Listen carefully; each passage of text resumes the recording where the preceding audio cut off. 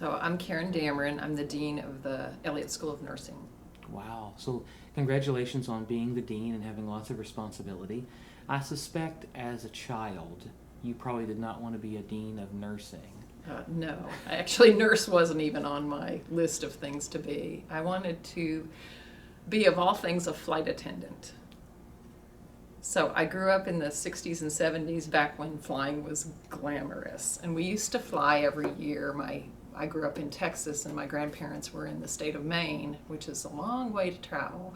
So my mom used to take us up to see my grandfather every year, and we'd fly to Maine, and I just loved it. I thought that was the most glamorous job. And that was back when I enjoyed flying. I don't enjoy it so much anymore, but that was what I wanted to be. Now, would you say, obviously not a flight attendant, No. but a dream job? Would you say that you have a dream job in mind? I've been thinking about this question, dream job, and I came up with a dream job. I don't know if it exists, but it should. My dream job would be to be a cookie maker on a cruise ship, because I love to bake and I love the ocean. So cookie maker and flight attendant, Yeah. but here you are, the dean of the nursing Right, school. I know. And was there anything in your life path that maybe spurred you towards the direction where you're currently at? Probably in school, I was always good in science, biology particularly. When I took my ACT, I scored outrageously high on natural science, and I got offers from schools, to give me like a year of biology and put me in the honors program. And I didn't really know I wanted to be a nurse, but I became a biology major for a few years. And I enjoyed science and got to a point about 3 years into my bachelor's degree program where I was like, ooh, I don't know what I want to do when I graduate, because I didn't really want to be a biologist. I didn't really want to go to medical school. And I had a neighbor who was a nurse, and I always admired her. And so I thought, well, I might try nursing. So I liked the health-related field, the idea of it, and so that's how I got into nursing. So now, if you were to define your call, Mm-hmm. how would you define it in a sentence? So I think my call right now is to help others realize their call, to bring their calling into existence. Because I hear from nursing students a lot of times that they feel like that's their call, is to help others. And so as dean of a nursing program, I feel like it's my call to help make that possible. Mm-hmm. And would you say your current job aligns with your greater life call?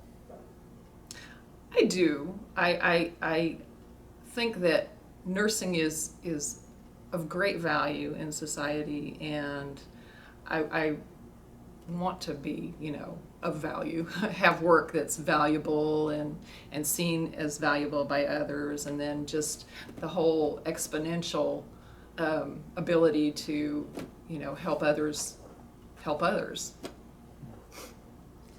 Now, we all have influential people in our lives. Mm-hmm. Who's been most influential to set you on this career path? My mother, yeah, definitely. Because when I was growing up, one of the things that she always instilled in my sister and I was the importance of being independent and being able to support yourself and not having to depend on others, like a husband, for example.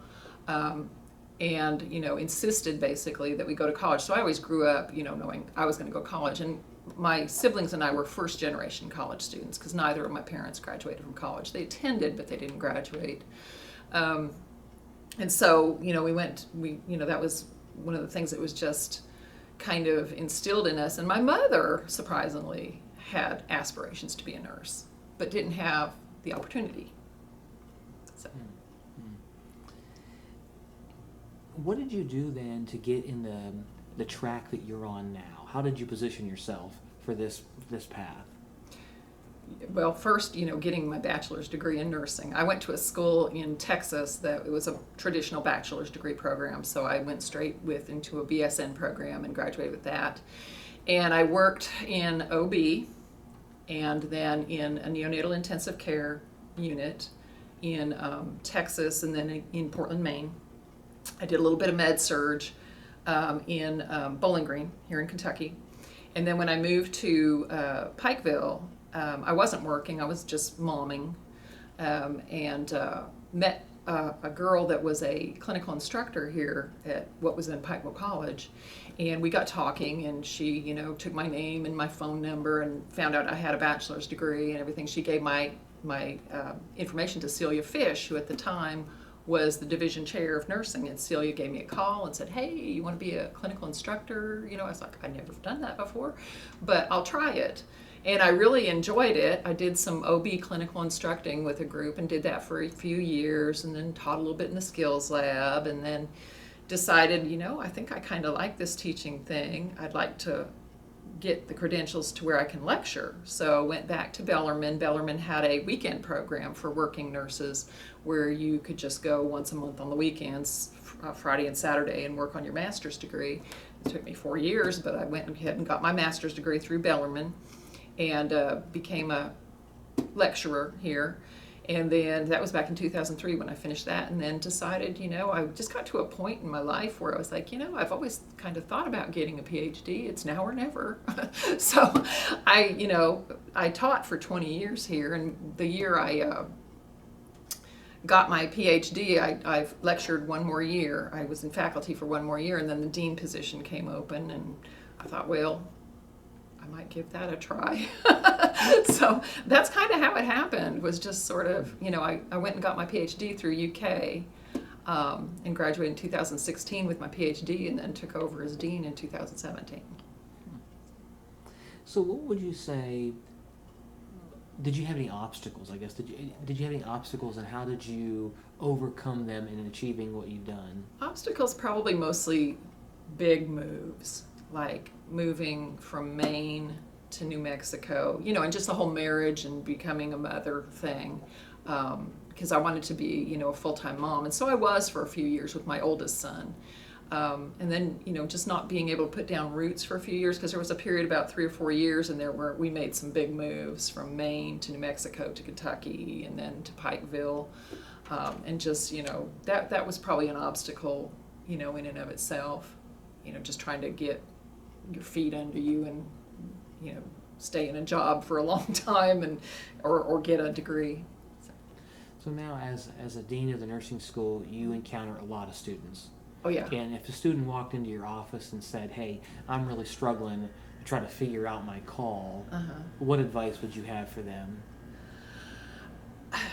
Sometimes I think your call finds you.